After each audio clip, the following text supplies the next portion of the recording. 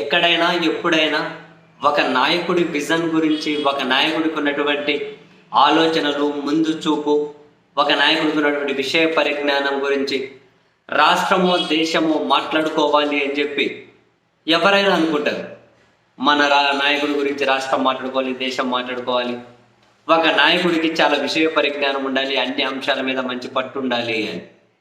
కానీ బాధాకరం ఏంటంటే ఆంధ్రప్రదేశ్ ఉప ముఖ్యమంత్రి గారు మొన్న ఢిల్లీ పర్యటనకు వెళ్ళి కొన్ని ఛానల్స్కి ఇంటర్వ్యూలు ఇచ్చి అక్కడి నుంచి నేరుగా కాకినాడ ఆ పోర్టుకు వచ్చి ఆ పోర్టులో అక్కడికి వెళ్ళి తాను ఒక రకంగా అది అంటే ఆ ఫోటోలు, విజువల్స్, వీడియోలు, సీత షిప్ అనే దగ్గర నుంచి ఈ మొత్తం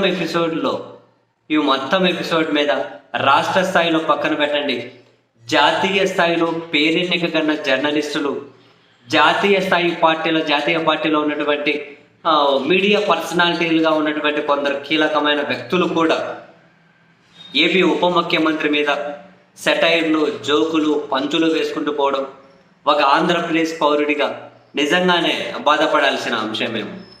మనం చూసాం, రోహిణి సింగ్ అనే మీడియా జర్నలిస్టు అయితే అసలు ఆంధ్రప్రదేశ్ ప్రజల అదృష్టవంతులు, ఇంత లాఫింగ్ స్టాక్ వాళ్ళకు దొరికినందుకు. అంటే ఇంత ఎంటర్టైన్మెంట్ ఈయన వాళ్ళకి అందిస్తున్నారు.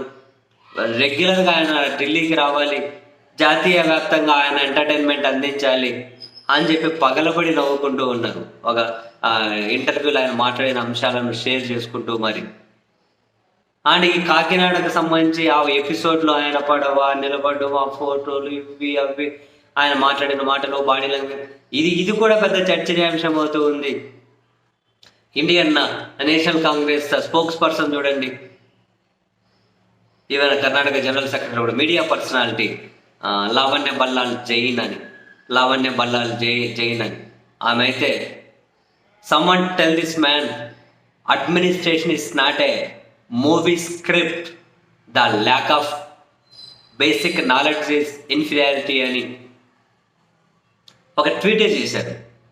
ఈయన పడవ బోట్లో నిలబడి ఇట్లా అంటే ఇట్లా నిలబడి స్టైల్గా మాట్లాడితే వీటి మీద ఆమె ఏమంటుంది, ఇది సినిమా కాదని చెప్పండి, అడ్మినిస్ట్రేషన్ అంటే the lack of basic knowledge is inferiority అంటున్నారు.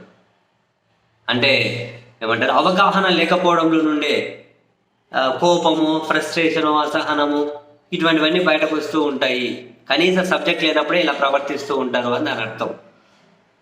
ఈ విధంగా ఒక రాష్ట్రానికి సంబంధించిన ఉప ముఖ్యమంత్రికి ఉన్నటువంటి ఆలోచనల గురించి రాష్ట్రమో దేశమో మాట్లాడాల్సిన చోట ఒక నేషనల్ మీడియాకి ఇంటర్వ్యూ ఇస్తే ఆ ఇంటర్వ్యూలో ఆయన పంచుకున్నటువంటి ఆలోచనల గురించి చర్చ జరగాల్సిన చోట పేరెన్నిక కన్నా జర్నలిస్టులు, మీడియా సంస్థలు, మీడియా పర్సనాలిటీస్ కూడా ఈ విధంగా జోకులు, పంచులు వేసి, సెటైర్లు వేసి, ఇదంతా ఒక ఎంటర్టైన్మెంట్ ప్రోగ్రామ్ లాగా, సినిమా స్క్రిప్ట్ లాగా, మూవీ షూట్ లాగా ఇవన్నీ ఉన్నాయి అని చెప్పి అటువంటి వాళ్ళు మాట్లాడుతూ ఉండడం డెఫినెట్లీ ఆంధ్రప్రదేశ్ పౌరులుగా మనం బాధపడాల్సిన అంశమే.